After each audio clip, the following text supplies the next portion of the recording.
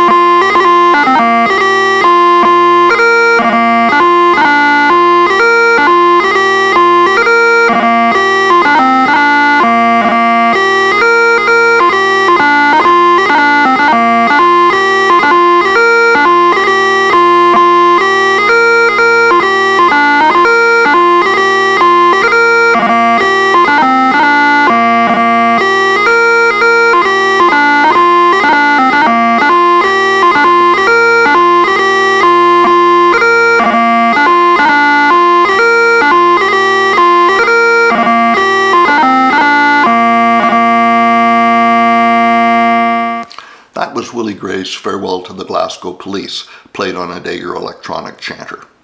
That tune was played at about 66 beats per minute. Optimum tempo for 2/4 competition marches is between 66 and 70 or even 72 beats per minute. If you're just learning how to play the tune, don't try to play at that tempo. Always learn the tune at a tempo that allows you to play all the technique clearly and accurately. Tempo will come later. If you're performing this tune in public, I would suggest you not play it less than 58 beats per minute. There's not a lot of difficult technique in this tune.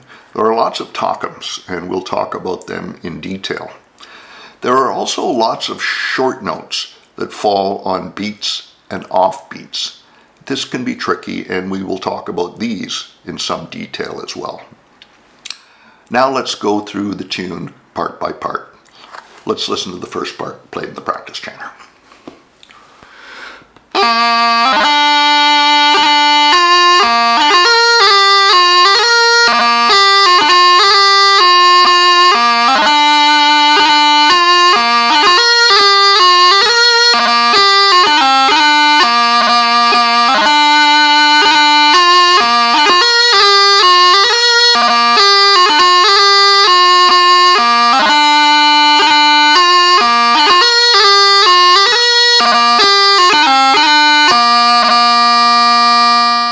If we look at the first bar of the tune, the first note is a C quarter note. Give that C quarter note as much length as you can, especially the very first one when you start the tune. I'm a big fan of ramping up my tempo in a march just very slightly over the course of the first bar, so I would really push out this C. If we look at bar 2, we come up with one of the more difficult technical passages. Those first 4 notes, we have a D grace note coming from low A up to a short C. That is often a technical problem for pipers doing this.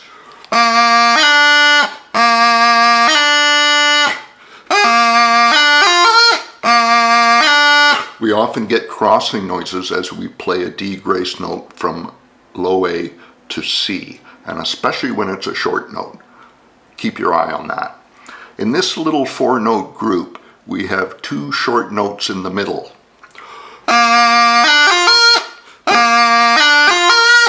The E on the way up, as short as it is, falls on an offbeat, which means it's an important note and it has to hit that offbeat precisely. Here's the beat, do, ba, and here's the offbeat, dee, dee. So, dum, ba, dee, dee.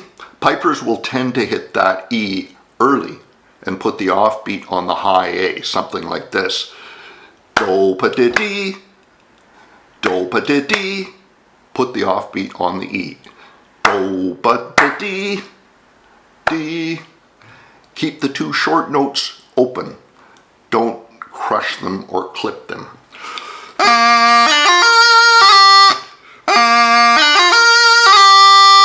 And when you hit that F, after that little run, that's the end of the phrase. Little pause there before you go down to the E to start the next phrase.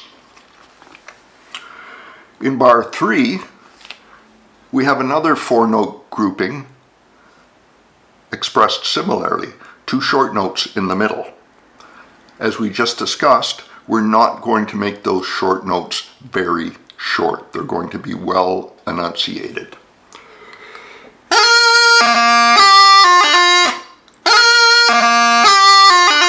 Avoid crushing them like this.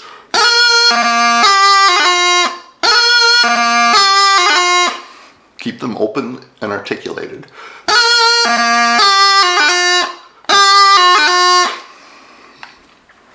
In bar 4, I've circled an F 8th note. There are 2 8th notes in a row. Whenever you encounter this in 2/4 marches, 4/4 marches, 3/4 marches, especially if there is a piece of technique on that note, like there is here, an F doubling, you're going to think of that first note in the pairing as being somehow longer than the second note. It's the strongest of the 2 notes, and that applies all the way through the tune. So, bar 3 and bar 4.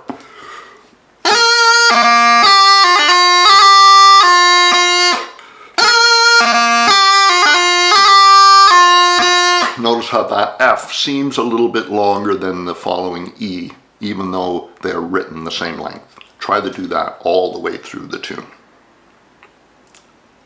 Now we come to bar 7, which is the ending, and again we have a group of 4 notes, the middle 2 of which are short. Same rule applies. Those 2 short notes need to be articulated and clear, especially since one of them is a tachum from C to B. So bar 7.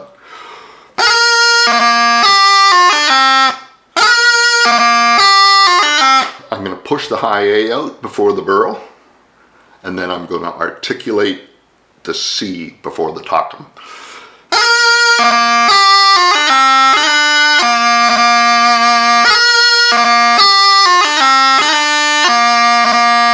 That little pattern there is something you'll want to work on to get right. Remember that the ending is going to be played 8 times in this tune. You want to play it as close to right as you can, all 8 times. That takes care of the first part. Let's listen to the second.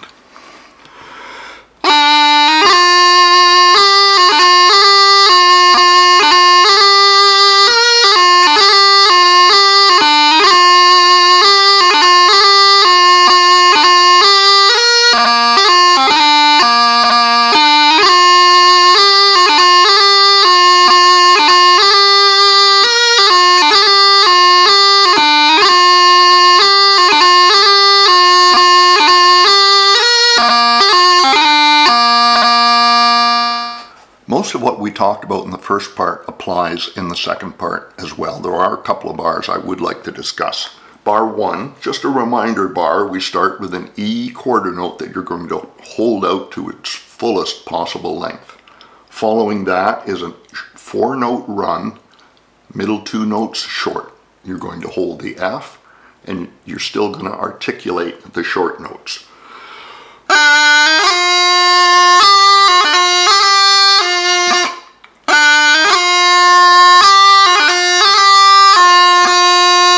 We talked about that in the first part.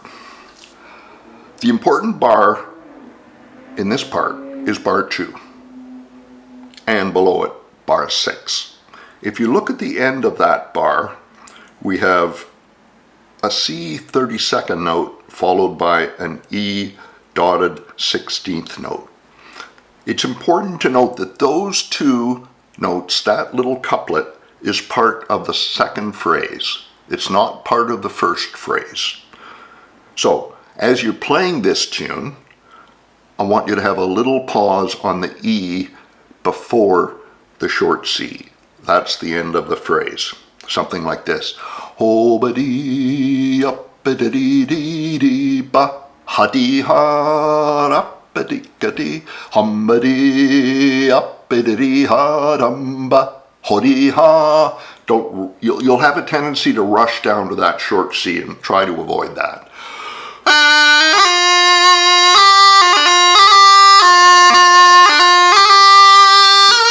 Like that, a little pause. That short C is on the offbeat, as we discussed in the first part. The rest of the second part is pretty straightforward since we've done the first. Let's hear the third part now.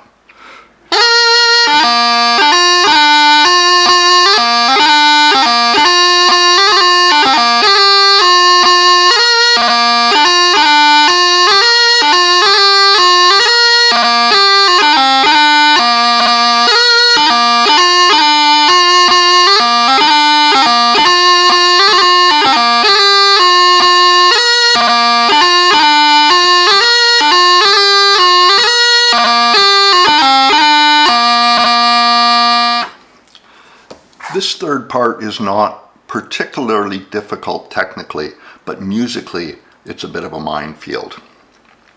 In the very first bar, the part starts with a short C down to a low A, followed by another short C.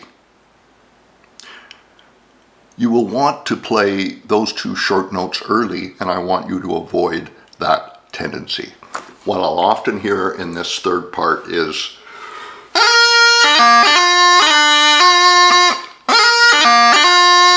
What I want to hear is, you're going to wait for the Tachum. It's a beat note. The C is on the beat. Don't put the low A on the beat. That means it goes.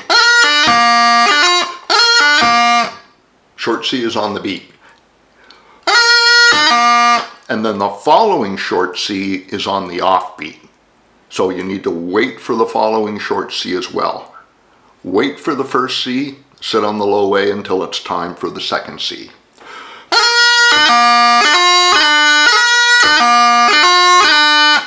Okay? In bar 2, at the end of bar 2, we have another Tachum. I want you to hold the C before the Tachum as long as you can, but you're still going to keep the B note to start the Tachum clear and well articulated. Not surprisingly, that note is on an offbeat, so we want to hit it squarely on the offbeat.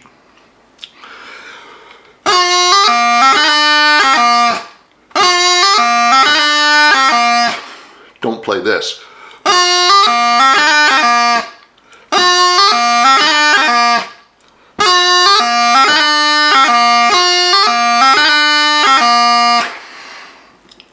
Immediately after this, in bar 3, is another short note on a beat. And again, you will find you have a tendency to want to hit that short note early. Wait for it.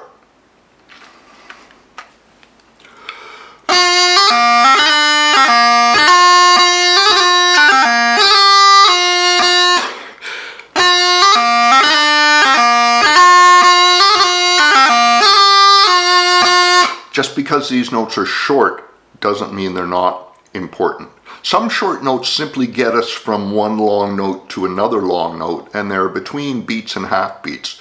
We have to be very vigilant for short notes that happen on beats or off beats and make sure that's where we play them. One more Tachum in bar 3.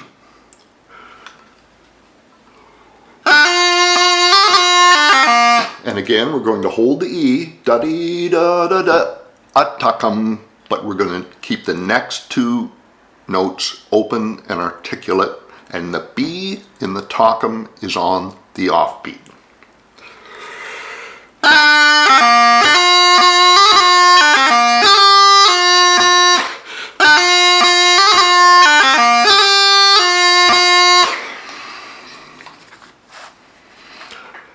In bar 5, the line starts with a burl. Lo and behold, there we have another short note on an offbeat. So hold the low A after the burl quite long and make sure your G grace note on that C hits the chanter when your foot hits the floor.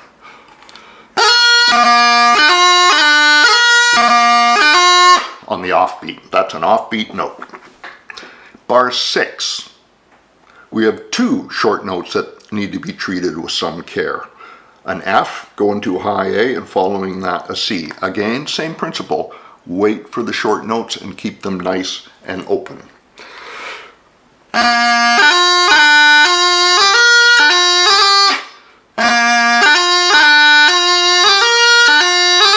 Watch you don't play.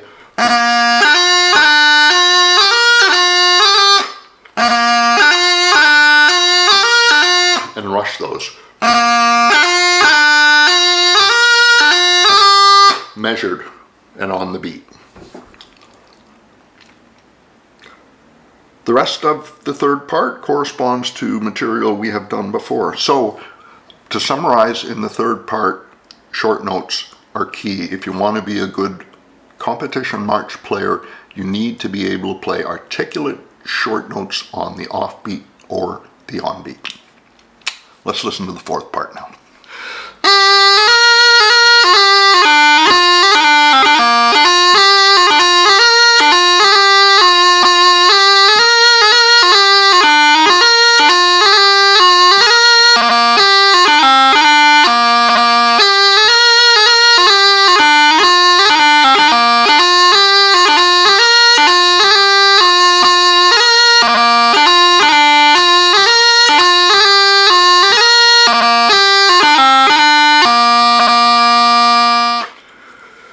have a couple of things to address in the last part. First, bars 1 and 2. You'll notice that I've circled 3 dotted 16th notes here. The reason I've done that is because I've noticed pipers have a tendency to play this phrase quite round and not hold the long notes quite long enough. So I want you to make sure that you hold these 3 dotted 16ths to their full value.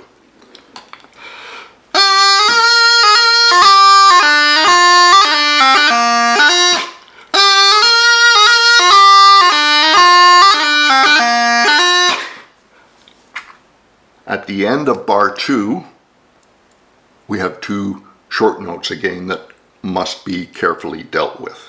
One's on the on beat, the second one is on the off beat. Make sure you don't play them early.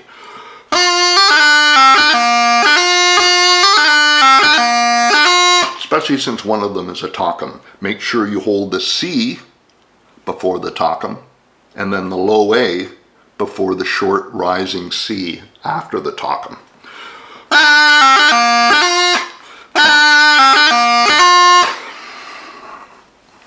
In bar 3, in the last 4 notes in bar 3, again we see 2 short notes that need to be carefully placed on beats and off beats.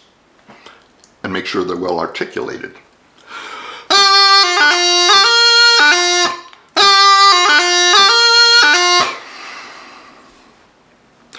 In bar 6, again, 2 short notes.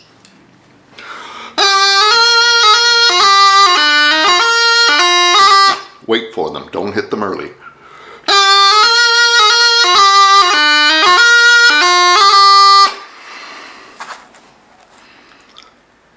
And that's pretty much everything in the 4th part. Again, I'd like to stress the importance of the short notes. That's the key to this tune. The rest of the pointing is not particularly difficult. If you have difficulty with any of the technique in this tune, I would refer you to any videos I have up now on that piece of technique, or I would refer you to my Rhythmic Fingerwork technical tutor, which has 141 exercises on all the technique in the bagpipe. Before we leave Pipe Major Willie Gray, I'd like to make you aware of one other useful tool to help you decipher the music in a tune, and that is your metronome. I've talked about the metronome before and the importance of it in learning how to play, particularly 2/4 marches. If we play this 2/4 march at 66 beats per minute, I'm going to double that to 132. So we're now hearing the beats and the off beats in the tune. I'm going to turn the metronome on and I'm going to sing the tune to the metronome, paying great attention to the beats and the off beats and what notes go where. Something like this. Dumpa-do, dumpy, dumpa-da-dee-da, dumpa-dee, dumpa-da-dee, dump-bump, bump-bumpa-dee, dumpy, dumpa-da-dee-da, dumpa-dee, dump-bump-da-dum-bee, dum-dum. I encourage you to do that sort of work with your tunes. I find after I've sung a certain tune to the metronome several times through, when I get my pipes out and play it, I can just feel the rhythm like I've never felt it before. It's a really helpful tool, and I think it will work for you. So, that's it for Pipe Major William Gray's Farewell to the Glasgow Police. I hope you enjoyed it. Until next time, from me, Jim McGillivray at the Pipe Box, good piping.